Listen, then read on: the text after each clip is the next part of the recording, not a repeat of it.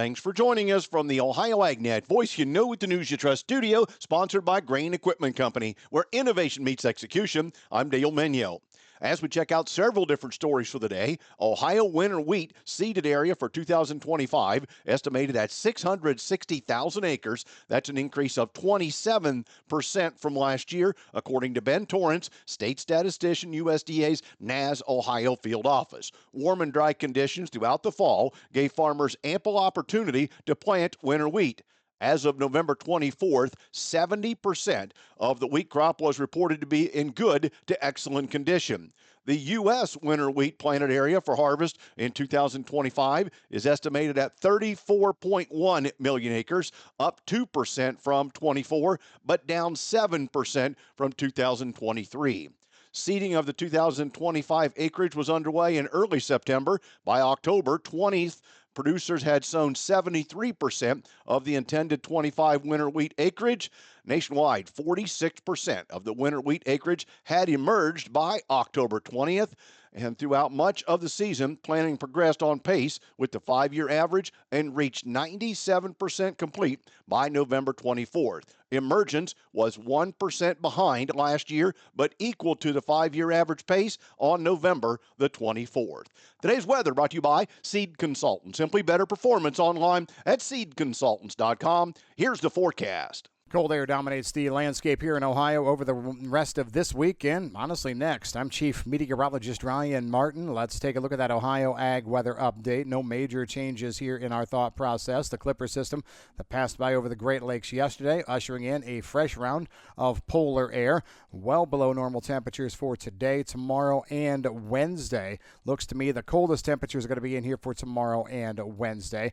We're not quite as cold Thursday, but still chilly enough. These are going to be great days to go visit the Fort Wayne Farm Show, by the way, as it's all indoors. Temperatures do moderate on Friday. We actually probably get above normal and above freezing ever so slightly and briefly, but we have a weather system that wants to get going overnight Friday night through Saturday, passing by mostly to the south, coming out of the Missouri Valley across southern Indiana and into Ohio. Rain and wet snow possible out of that. Liquid equivalent moisture up to about half an inch. Behind it, we see cold air start to race in that cold air with the leading edge, probably seeing some light snow and flurry action for Sunday midday and afternoon, and then brutal cold for next week, Monday through Wednesday at least, likely Thursday, the coldest air of the season. We're just stair-stepping each round of polar air down a few more degrees as it comes in. That's a look at your forecast update. I'm Chief Meteorologist Ryan Martin. And thanks, Ryan. Joining me is Luke Crumley. We're at Ohio Corn and Wheat. He's the Director of Public Policy and Sustainability. Luke, talk about 2025 potential public policy. What's on your mind? We may have had a slight break for the holidays here, like so many others, but at the end of 2024, we were already working on policy priorities for 2025. Our association board started laying out what those policy priorities would be all the way back in August of 2024. And while we worked through all of the craziness of the end-of-year continuing resolution debate, we were making sure that we and our national partners at National Corn Growers Association, the National Association of Wheat Growers, were prepared for the next fight. Because here in 2025, while we continue to fight for things like biofuels policy and opening up those biofuels markets, we have a looming tax fight. We have concerns in the area of trade and tariffs and what policy decisions could be made there. We are operating under an extension of the Farm Bill again, so working with our congressional champions to get the Ag Committee rolling in the House side and Senate side towards passing a 5-year Farm Bill.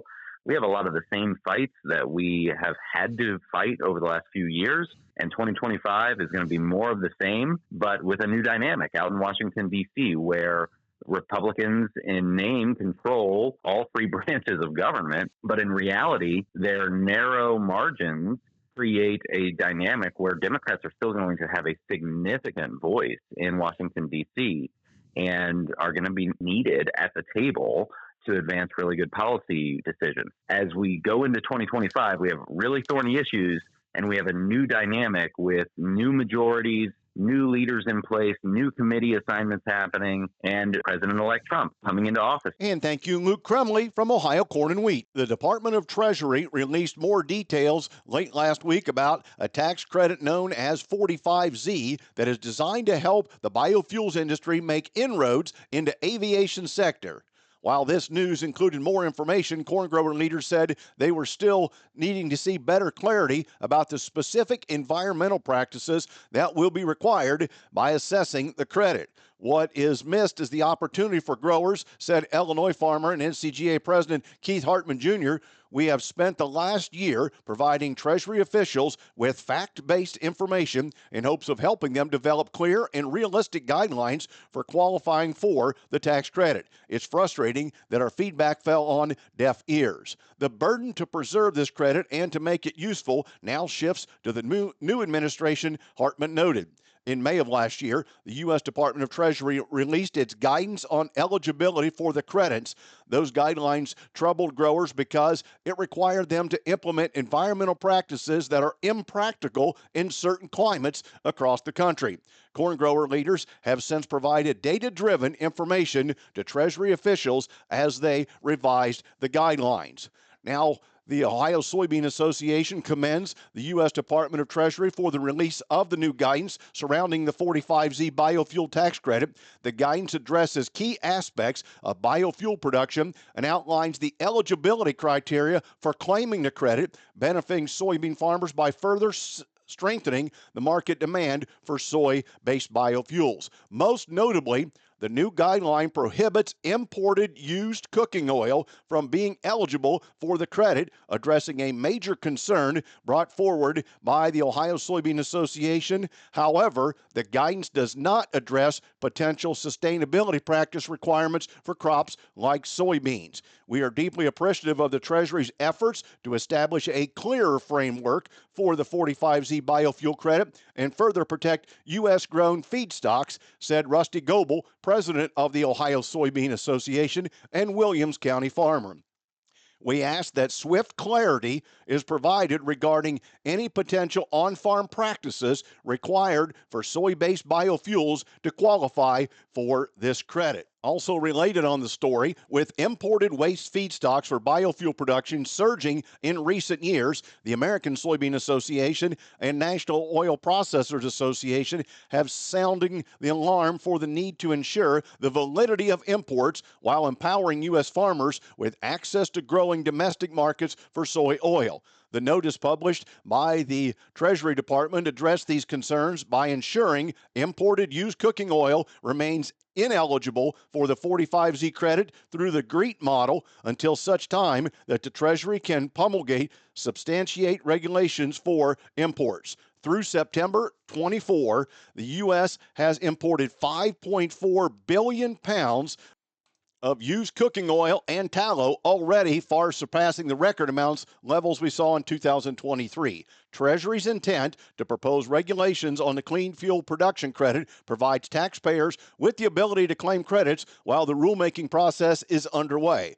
Additional publications related to biofuel tax credits are anticipated from the U.S. Departments of Agriculture and Energy in the coming days. And in a related story, the Minnesota Sustainable Aviation Fuel Hub, a local effort to usher in a new era of more eco-friendly air travel, has earned the backing of another industry giant.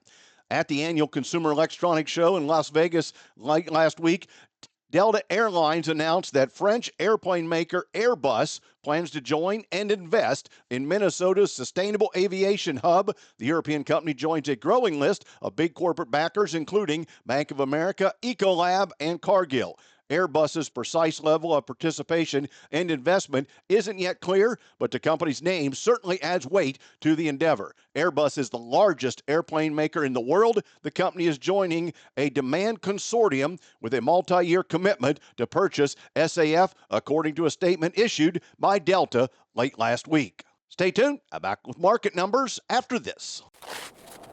Watch your step, Ohio. Winter weather is here, so let's keep your team from slipping on the job. Make sure to examine your work areas daily and clear hazards that could result in a potential fall. Hoses, cords, buckets, farm tools, and equipment can all pose a problem. As the days get darker, you'll want to replace any poor lighting, too.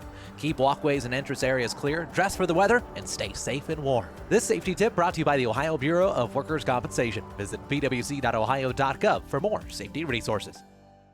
Morton Buildings is holding their annual Building Value Day sales event running now through the end of February. Morton Buildings are built stronger, last longer, and look better. So if you're planning for a garage, farm shop, stall barn, a storage building for your RV, boat, or collectibles, or anything in between, act now and contact one of their 4 Ohio offices by visiting mortonbuildings.com or call 800-447-7436 to take advantage of their current savings on select new buildings. Certain restrictions may apply. This offer is available on select building styles. Contact your local construction center for more details. One more update before we get to the grain market. No set date has been released for the resumption of live cattle trade from Mexico to the U.S. According to the Animal Plant Health Inspection Service, a halt was ordered on November 25th, 2024, following the detection of New World screwworm in southern Mexico.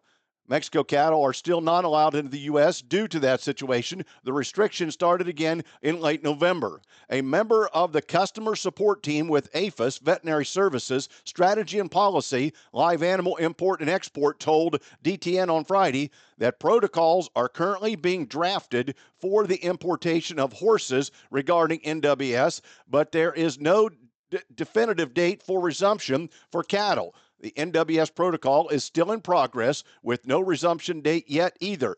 Other news sources had reported this past week that the ban would end January 20th, which was not true, according to APHIS information. Time now for the market analysis, brought to you by the Louis Dreyfus Company. Excited to be building the newest state-of-the-art soybean crush facility in Upper Sandusky, Ohio. For more information on marketing to LDC, call 574-566-2113. Now with the update, here's Ryan Martin. Grain markets finishing sharply higher last Friday on corn and beans. Wheat didn't necessarily come along for the ride.